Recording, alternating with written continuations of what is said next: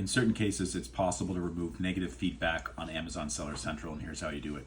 Go to the hamburger menu, select that, and then select Performance Feedback Manager, and then look at the feedback that you have. So this is feedback about your company. You can see I have one here that's 2, and the person is complaining about a product issue, and actually, because it's not about the company, and actually it appears to be about a completely different product that we don't even sell, I can try to remove this feedback.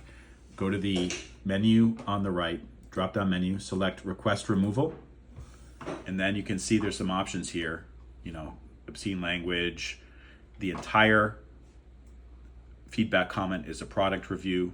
So I'm going to try to do this. Did the feedback you receive meet any of the criteria above? Select yes.